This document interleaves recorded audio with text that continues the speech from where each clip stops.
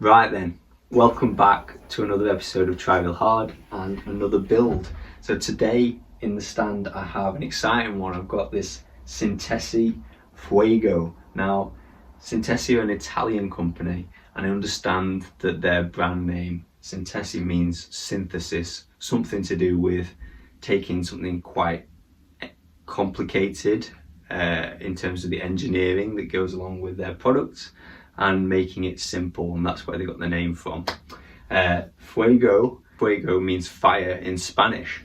So today I'm going to be taking that theme of fire and really running with it. So my accent colour for the bike is going to be sort of fire themed. So yeah, I reached out to a guy on Instagram called Sintesi.bikes, and he sent me through a fact sheet about this Sintesi Fuego, because really I didn't know much about it and there's not much available online. The forks on the data sheet that he sent me were RST 381 TLs, and they date back from about 96 or 97. So I'm assuming that the frame is roughly from around there, and originally it would have been spec'd out with Shimano Dior LX, but today we're going to do something a bit different. So this stem is just here to hold the forks on for now, and the forks I'm going to be putting on this are a set of Manitou spiders. So yeah, I think basically just the colour of these matches, and they're definitely a 90s fork because they don't even have a dismount, which is an interesting point because the frame itself is actually one of the first ever to have a disc option. So I don't know if you can see just here, I'll do a bit of a close-up of that, but it has a disc brake adapter. Now this disc brake adapter does allow for that option of putting disc brakes on this bike if I went with a disc compatible fork, but I just don't think that these retro bikes look that great when you go to disc using these kind of brackets and you've still got the V brake, canty brake type bosses hanging out there. You can take them off, but it still looks like something's left over. So I'm going to go with the V-brake setup on this, and yeah, let's get into the parts. So these are all the parts I've got for today's build, and basically you've got a full STXRC Shimano group set there. So we've got STXRC shifters, which are 8x3, so 8 speed. We've got these lovely silver STXRC V-brakes, and the silver STXRC cranks, and the other one's there, it says STX. And we've got the STXRC V-brake levers here and one hiding under there, and finally the 8-speed STXRC rear derailleur. We do have the STXRC front derailleur, but unfortunately it's a 28.6 and I need a 31.8. So what I've got here is a slightly later Shimano LX front derailleur, and that's in a 31.8. It needs to actually be top pull for this bike, because if you look at this bike, the cable routing all runs along the top. So, you know, rear brake, front derailleur and rear derailleur all run along the top, and then the rear derailleur cable is going to come down, the seats stay there. Other parts we've got are this black core stem, which is pretty cool because core parts for me kind of make it have that 90s vibe about it. Some basic plastic pedals, just whack them on. This is going to be a bike I'm going to sell, so yeah, the pedals are just going to be basic. We've got this WTB Momentum Comp ST headset, that's going to go on. Some basic Amazon grips, brand new, and this nice kind of period correct Tioga saddle. I've got a new chain for the build. It's this 8-speed KMC, and the cassette, I've basically given it a basic clean, but this is a Shimano 8-speed Hyperglide cassette. I've got this basic VP component sort of sealed cartridge bottom bracket in 110, but I've also got a load more kind of bottom brackets there that I could clean up if that one doesn't fit the bill. Yeah, and then the most exciting part about this load of parts, I'd say, is the orange bars, the orange handlebars. So we've got the Club Roost Comp 2 7000 series aluminium bars in 630mm length, and these are kind of really cool riser bars that just remind me of the late 90s. So that's what we're going with, the fire coloured bars. There's a couple of things that I'm going to be using in terms of tools today that I've not used before. We've got the Park Tool TNS 4 threadless nut setter. I think that the fork is obviously way too long for this head tube, so I'm going to be cutting this down quite a bit, and it's got a star nut in there, but I'm probably just going to cut the section with the star nut off and fit a new star nut. So that'll be a new one for me to fit today. Also down here, got this Park Tool HHP Home Mechanic head and bottom bracket cut press. So for the headset I'll be using this, which will be great because it'll be a real upgrade from my RJ the Bike Guy style just threaded rod and nuts that I've been using up until now. For the wheels, I've actually been pretty lucky, and I've got some of these STX RC Mavic 221s. So these have got STX RC front and rear hubs, which is going to be a really nice touch to go with the full STX RC build. Also, everything, so all the components and the wheels are going to have that silver look about them. Quite often when you do a resto mod, you put black components on the bike because it gives it a more modern look, but I'm actually intending to give it that retro bike look this time round. So this should be pretty cool to have everything in silver. And then for the final part of the puzzle, and you might have to put your shades on for these, because we've got basically the brightest tyres you could ever imagine. And I've gone for these Lagos Snakeskin bright orange tyres. These are kind of like wheelie bike tyres, like you might find on a Mafia bike or something like that. But I think the colour is just gonna really brighten up the bike, and just, you know, the fact that it'll be that retro frame, retro fork, all retro parts, and then boom with this splash of colour. I think that's going to be pretty cool, and it'll also tie in with the handlebars that we've got. These are kind of like a slick tyre with just a little bit of grip, so I'm hoping that this is going to really create the ultimate city cruiser bike. For someone who just wants a bike for cruising around the local streets but is totally unique and an absolute one-off, just a conversation starter piece, I think this is definitely a bike that would do that. So the first thing I'm going to do is just fit the headset. That way I can put a couple of spacers on and know where I need to cut this fork steerer to. So yeah, let's get it done.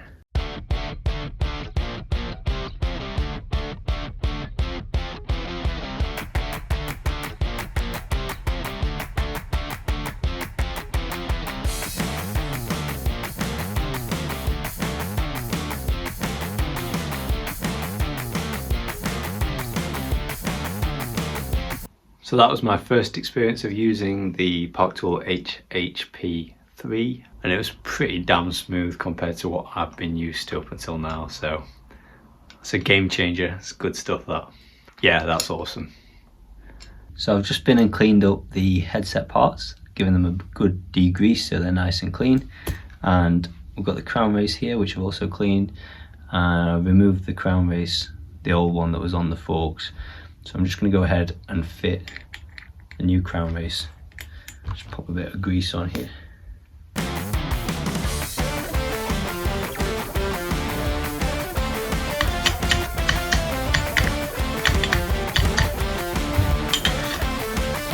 There we go. Crown race is seated, flush there, so that's looking good. Right, now I can build up that headset. So headset cups top and bottom, few spacers, and then the stem, and that'll tell me where to cut this fork steerer tube.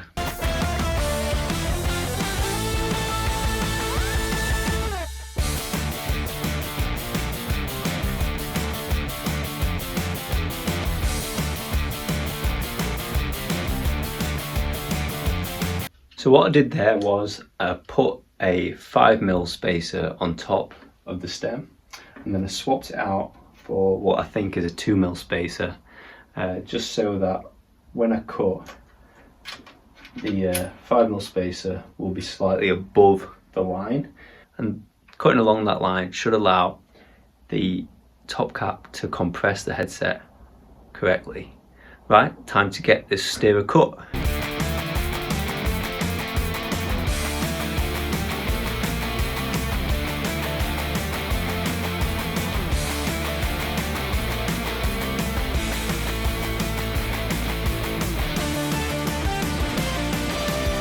So I still haven't bought any proper hacksaw blades, and I'm using the carbon steerer tube specific fine tooth blades.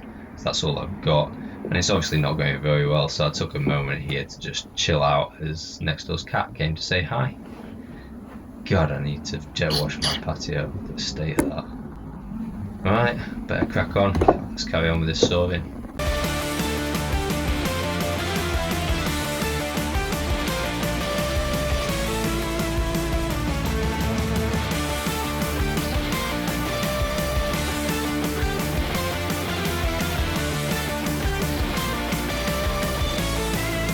So unfortunately it was right on the star nut, so I was ending up having to try and cut the star nut, but I think in the end we've got there, and with a bit of filing that should be okay.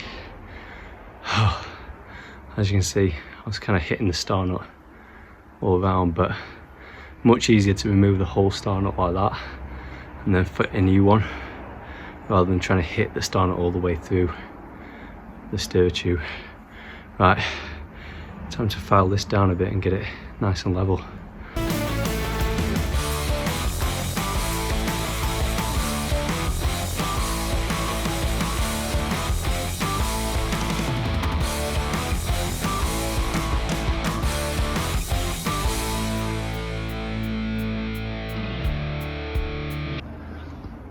Right, I think we've finally got it nice and level. So let's fit it to the bike. So the steerer tube is now cut down to the right length, and as you can see in the top here, it's nice and level all the way around, and sitting just below that spacer line, which is good to get the right compression from the top cap. So there we go, that's how it's looking. Now I need to try and use that new Park Tool star nut setter tool, because we just chopped the star nut off. So let's give it a whirl. So here's the Park Tool star nut setter tool. It says to thread the star nut fully onto the spindle inside here. Oh, that's as far as it goes. Oh, I got it the wrong way round. So yeah, it has to be facing kind of downwards so that it will go into the steerer tube. So we'll thread it on that way.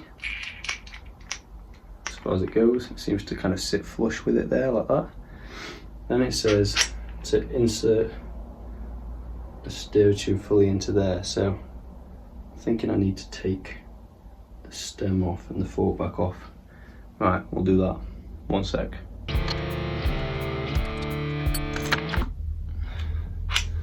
Right, so here's the Park Tool TNS4 star nut setter tool. I've screwed the star nut on fully, and I'm going to insert that like that, and then I'm going to start tapping this.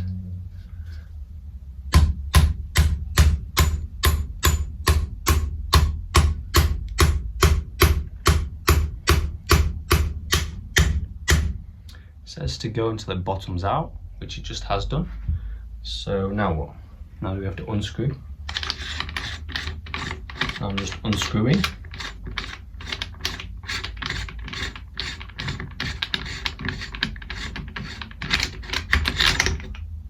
Oh, lovely. And there we go. Star nut fitted. That's quality. What a great tool. Really useful tool, that. Otherwise you're basically taking a top cap bolt and you're trying to hammer it in, but you never get it as level as that. Well, it's awkward. Great stuff. Right, so I've got the fork back in and I've got the stem back on, and this little spacer on top. The top cap isn't something I thought about, and they're all stuck behind the door here, behind the stand. So for now I'll use this one that I've got on my workbench, which is just a basic carbon effect one. But that'll do for now. So I'll just pop a bit of grease on the threads. I might change this later, but for now this is all we need.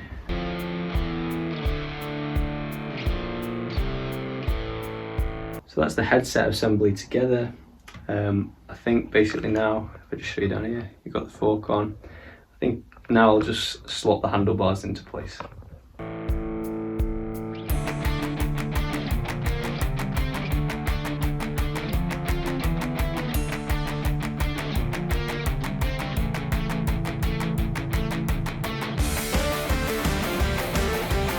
Well, that top cap's bloody awful, so I'll get a better one later, but it's on and everything's secure.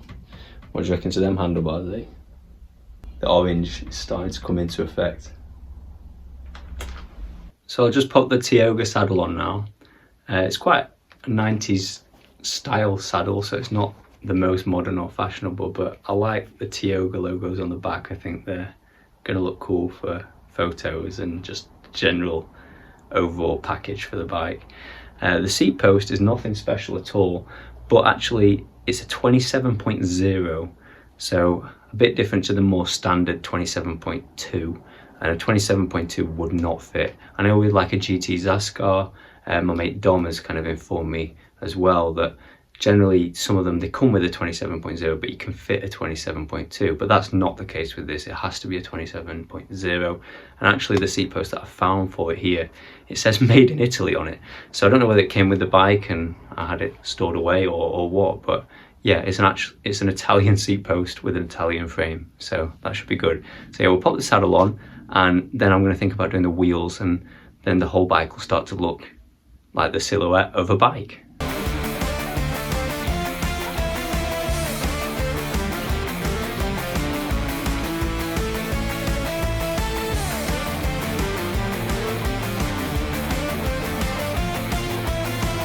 Right, so the saddle is on and pretty level, so I'm gonna get the tyres, these crazy bright Lagos Snakeskins, onto those STX RC Mavic 221 silver wheels, and we'll pop them on the bike, step back and have a look at the silhouette and what it's gonna look like together.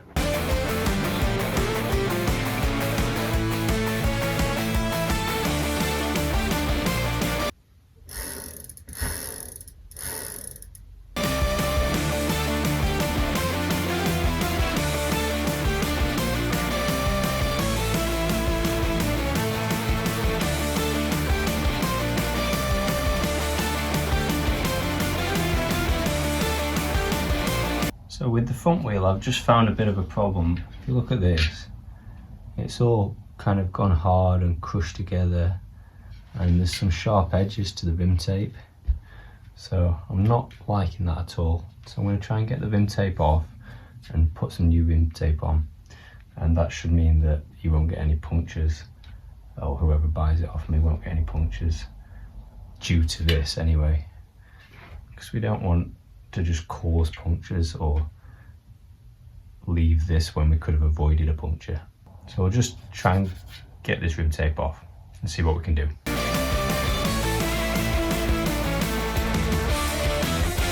So for rim tape, I generally use this, which is just blue Schwalbe tubeless rim tape. Actually, it's tubeless tape, but it does the job. So that's what I'm using today.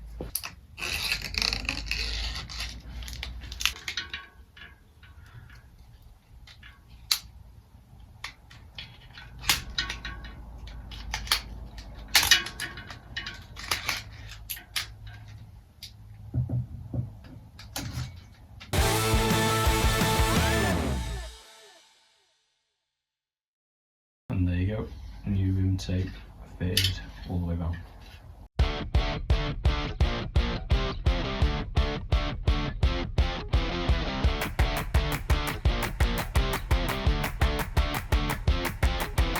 What do you think of that? I think it's definitely coming together. That saddle needs to point down a little bit. But yeah, it's looking kind of cool. My vision is taking shape. So it's pretty tight on the chainstays at the back. So check out how close these 2.5 inch fat tyres are. There's hardly any clearance whatsoever. But there's a little bit of a wobble, as you can see there, so if I chew that out, it should be fine. And it's not touching now, so it's still rideable, which is good news. I was a bit worried about whether these massive tyres were going to actually fit, but they do, just. Right, so I'm just going to pop the bottom bracket in, now that we've got the tyres on, and that'll mean that I can just put the cranks on and all the other silver bits. I think all those silver components are going to be just bling. These wheels, the silver wheels, are really setting it off, and they're tying in nicely with the silver of the frame, but getting all those parts on is kind of exciting, so I want to crack on. So let's get this bottom bracket in.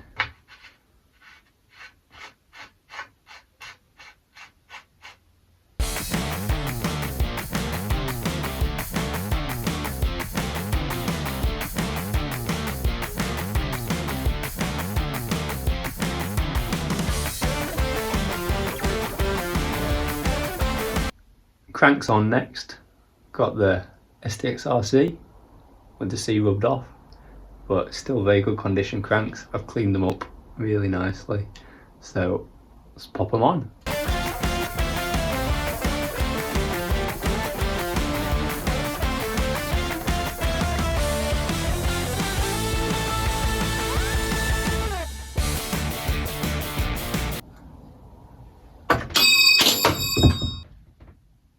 Shit. Oops, nearly smashed the window.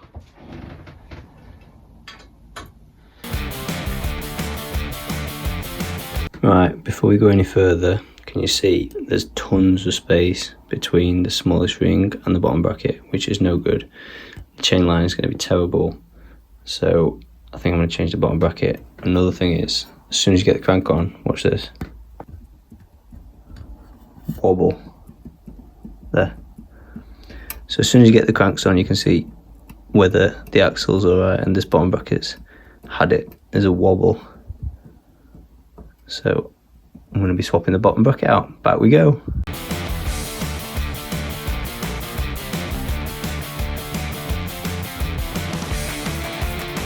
Right, so I whipped that bottom bracket back out. It's actually the third bottom bracket I've tried.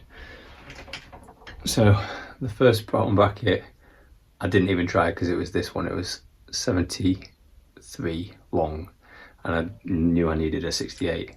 So the first one I cleaned up was 73. That was no good. Second one, which you just saw, was this one, which is a Shimano BB UN52. But it had this knocking rattle sound. So that was no good, and it was too long. So now I've swapped it out for one that's quite a bit shorter. You see that? Hopefully not too short, but yeah, fingers crossed this is going to work this time. So that's the one going in now, and there's no rattle to it. It doesn't rattle at all. Plus, the non-drive side is metal, which is much more resilient. Okay, so let's get this one in.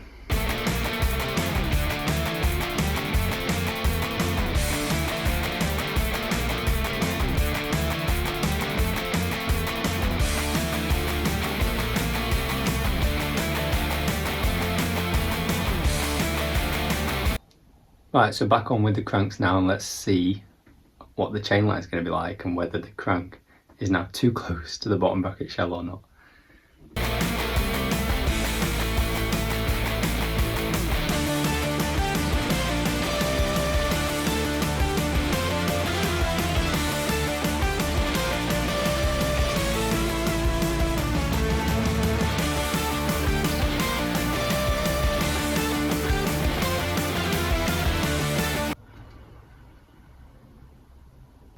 Right, so my camera died, but we're back again.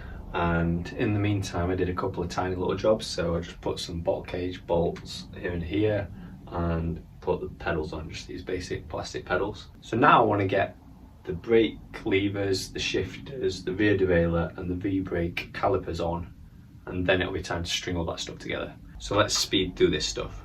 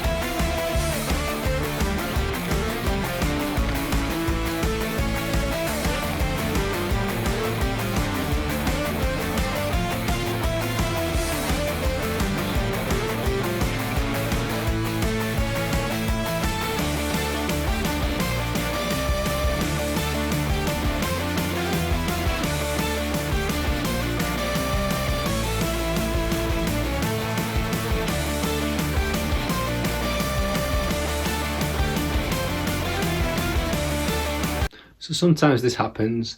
Basically the bolts that fix the calipers into the forks are too long.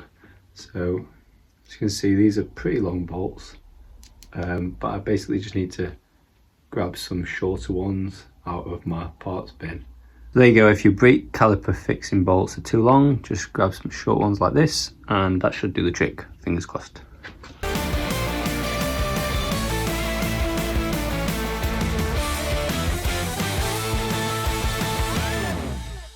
So I went out to help a mate switch his bottom bracket out for a new one on his rather nice 29er white hardtail bike, and I've come back and the tyre's flat.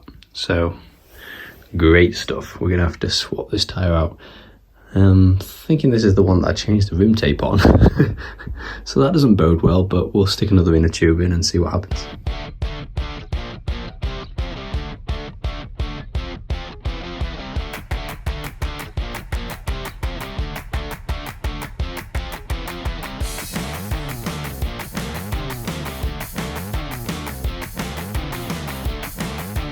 So these are 2.5 inch tyres, these Lagos Snakeskins, which means that I'm having to pick out inner tubes like this that go up to 2.5, which I don't have that many of because normally they only go up to about 2.2. But fortunately I've got one here.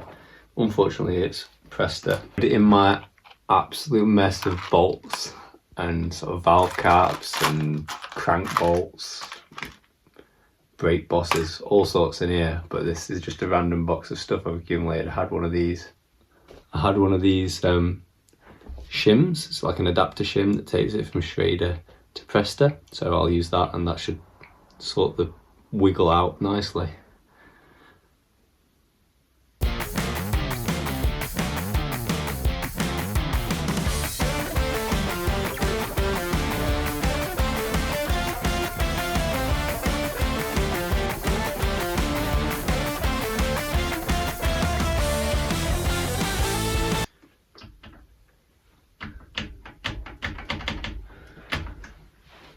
Right, the brakes are still hitting the right spot on the rims, so we're in luck.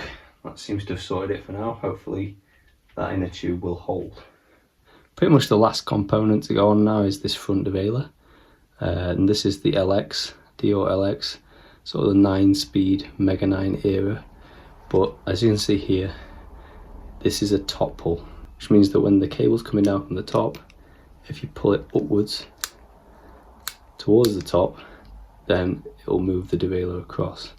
A bottom pull, this L shape would be the other way up and you'd be pulling it down. So that's how you can tell. If you pull it up, it'll move out like that. So yeah, the other thing that I mentioned previously was there's different diameters. So this is a 31.8, which is what I need for this frame. So let's get this waxed on.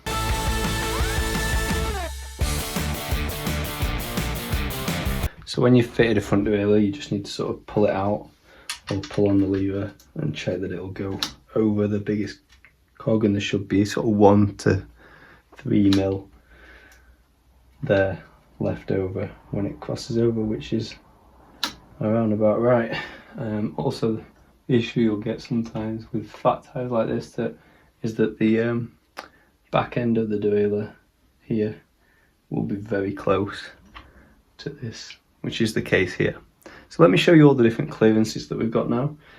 The crank and how much clearance there is in the chain line from that, and also how close we are to the chainstay there and the derailleur. So this is a pretty good view. You can see there's only like maybe 5 mil between the tyre and the front derailleur, and there's a bit of a wobble in that tyre, so that does get quite close. If you can see down there, you should now be able to see that there's no square taper spindles sticking out from the bottom bracket, and the crank has gone really quite nicely up to the bottom bracket shell. So that should result in pretty much the best chain line down here and onto the cassette. And then the clearance here off the chainstay from the rear derailleur is about right. And lastly, when you bring the front derailleur across, you'll see here is the closest point, but it is clearing, and there's a little bit of space to allow the chain to move up.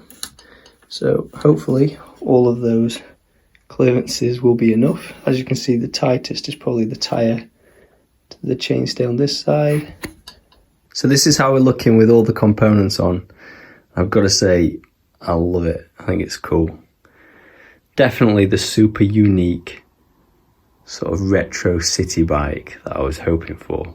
So the last thing I'm going to do tonight is pop on this 8-speed chain, and then all that will remain for me to do on another day is cable up the bike, so brake and gear cables. So I think that'll be a good stage to sort of leave it at today. It's already dark outside now, as you can see. So yeah, I'll pop the chain on and we can pick up where we left off another day.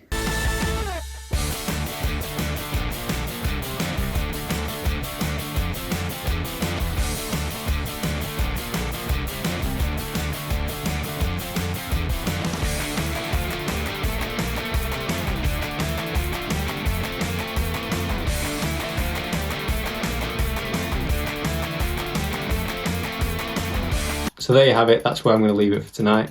I'll catch you another day.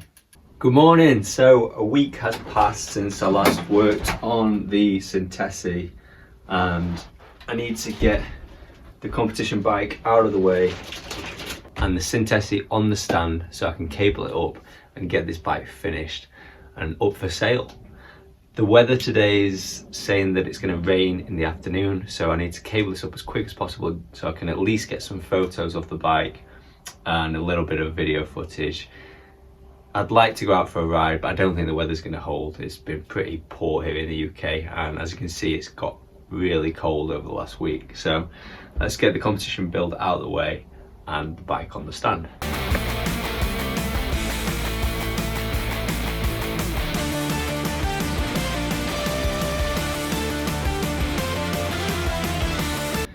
So there it is in the stand, ready to go, and I'm hearing drops of rain on the conservatory roof already. Yep, definitely raining. That's not a good sign, but basically I'll just be fitting brake and gear cables and time-lapsing through the process, so I should be able to deal with filming despite the rain. So nothing too complicated. So let's get it done.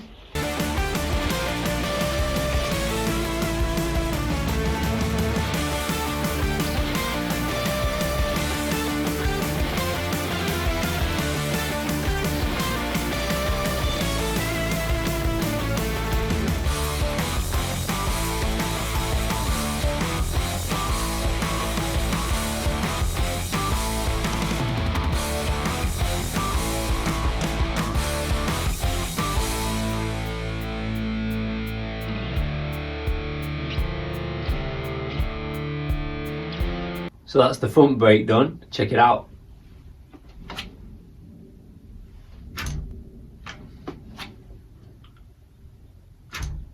It's good that you want to make sure that it's stopping pretty promptly without you having to pull the lever all the way back to the handlebar. And we're going to about there, so that looks good.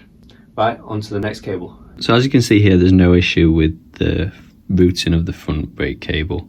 And in the UK, we run the front brake on the right hand, just because of, you know, the side of the road that we cycle on or drive on, which in our case is the left side. Whereas in America, they run the left brake as the front brake, I believe, and obviously drive on the right hand side. So yeah, the next step is to route both shifters and the rear brake along the top tube.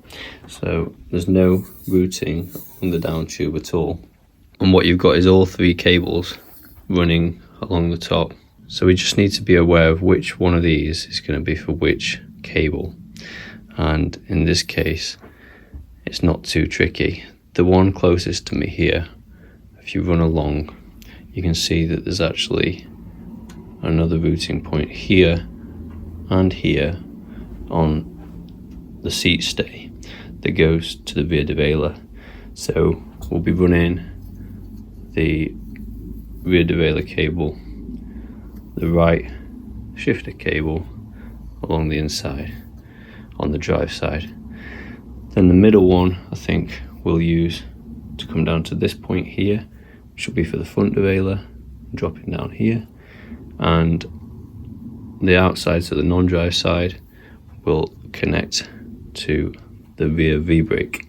So I think I'll just get that rear V-brake done first, and then that should sort of loop out here a little bit to allow a bit of space for the front derailleur to come down next.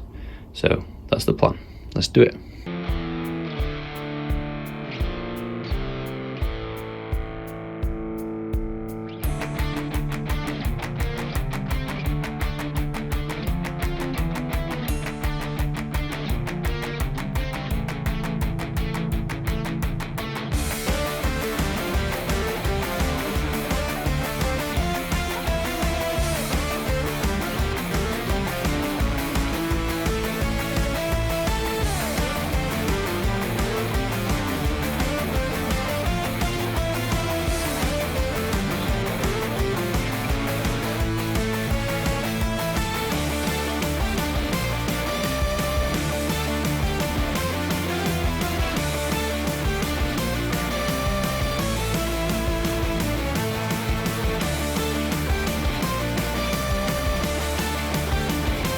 So you can see now that there's a little bit of space next to the seat tube and top tube here where they join, and that's where I'll be running the front derailleur cable, so the gear cable that comes down here through this routing point and all the way down to the derailleur. So that's the next thing to do. Let's get that done.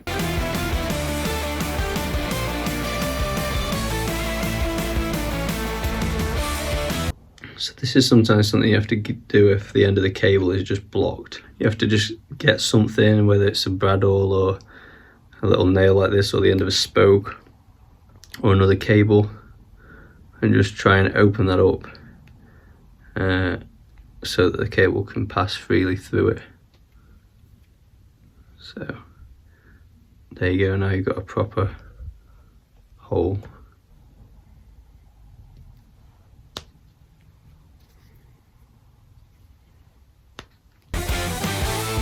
So now you should be able to see that the pieces of cable outer for the gear cable for the front derailleur are in place here again and down to here.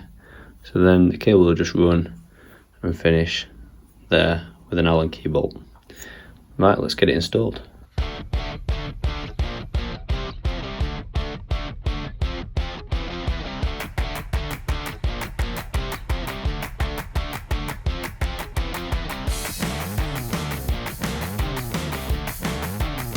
Let's turn the bike around and have a proper look at this.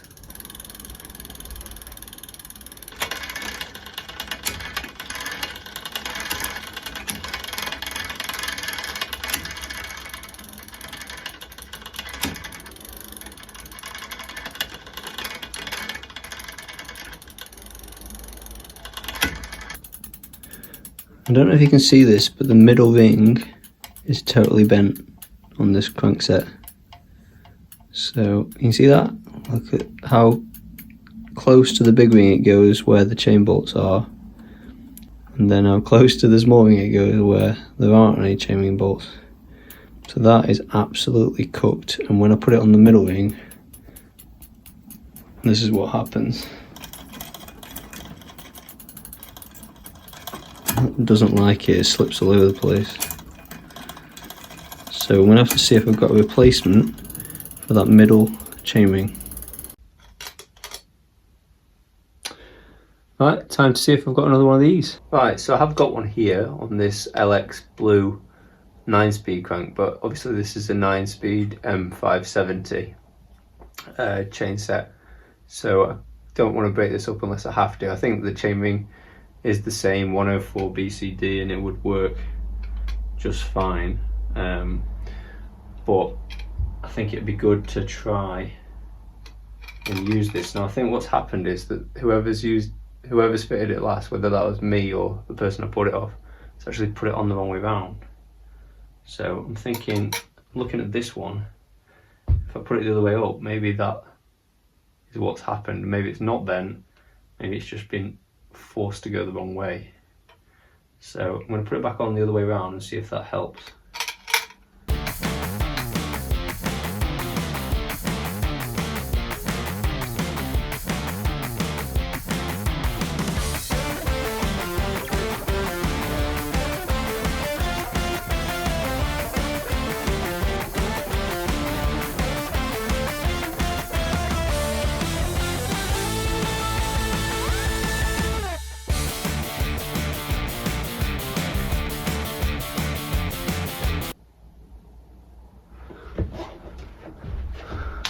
Now that is definitely a lot more level all the way around.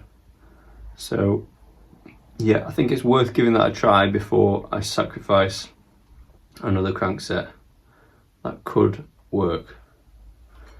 Right, back on with this now. Luckily it shifted just fine across all 3 chain rings and that did the job. So there we go, it was just the wrong way around. So that's worth trying if you ever have this problem.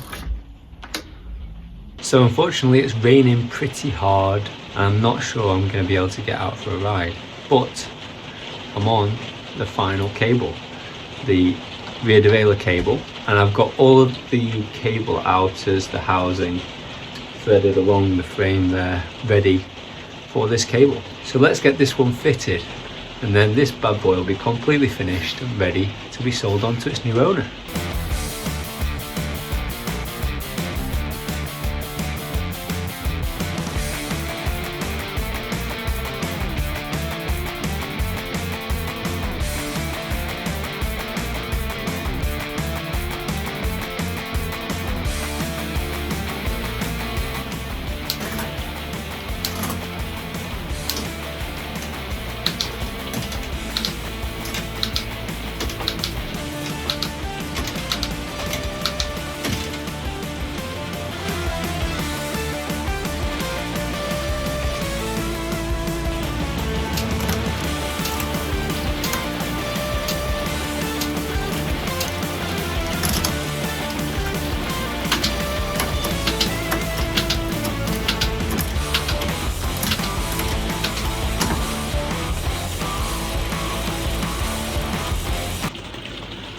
So this is what the weather's like at the moment here in the UK. The rain doesn't look like it's going to stop tomorrow morning either. So I think I'm going to have to end this video and the build here. But I'm super happy with how this bike's turned out.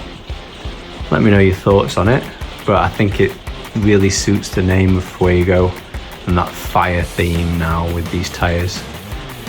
I was definitely unsure about the tyres, but can't see it from this angle, but when you bring in the bars, I think it really ties it together.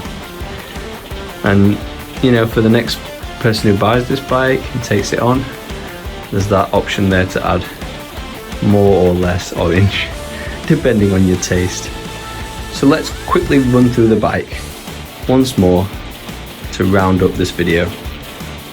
We started off with the Sintesi Fuego, roughly 1997 frame, Italian made, and you know, you've got your serial number here for that Sintesi frame.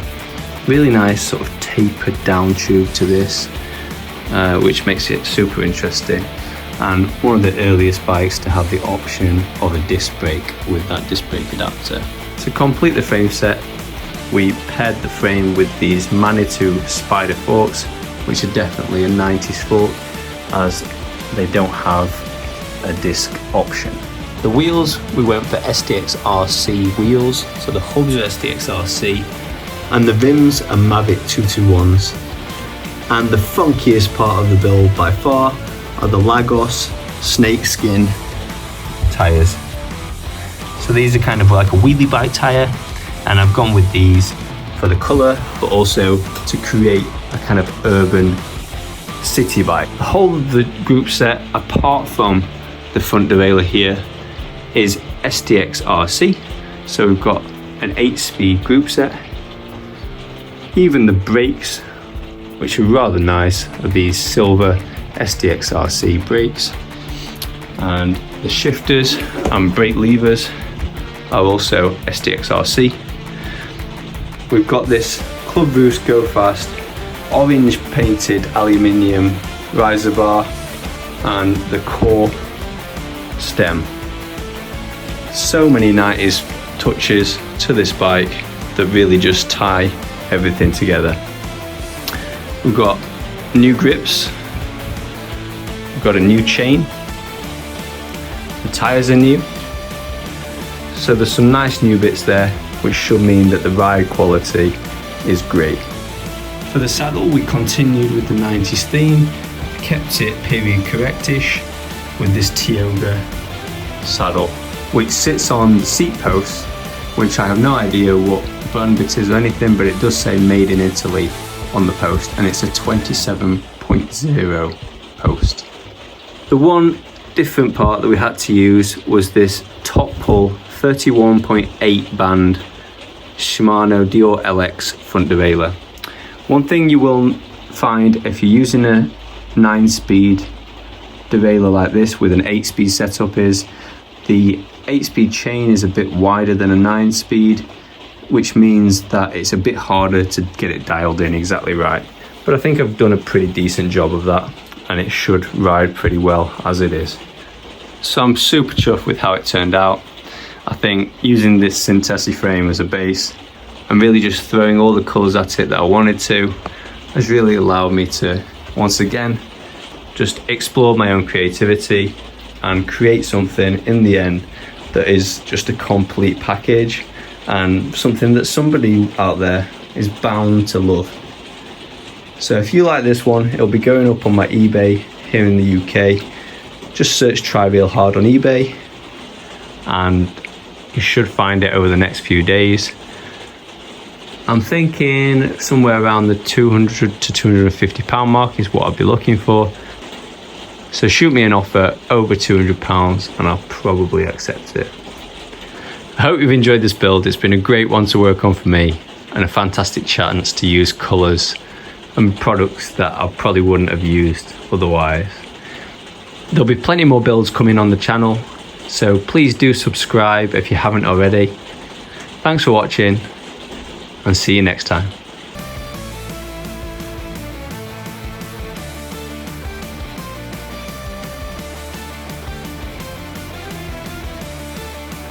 So I've managed to get out for a ride on the Sintesi tonight and look at that sunset.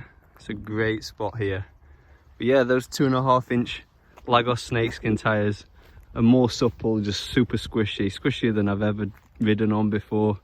And I think this is going to be exactly what it was intended to be, and that's just a fantastic city bike. Just great for rolling along the roads in extreme comfort. Cars just keep flying up and down this road, so I'm not going to be able to film that much. But the bike is looking absolutely mean. Look at that, orange and black. I think it fits the fire theme that I was going for. And this is Mickley Lane, which is one of the more steep hills in Sheffield here in the UK. And it's handling it really well with this STX-RC group set that I've got on it. So yeah, let me know what you think. Another build complete, and we'll end it with that fantastic shot with the sunset behind. Catch you on the next one.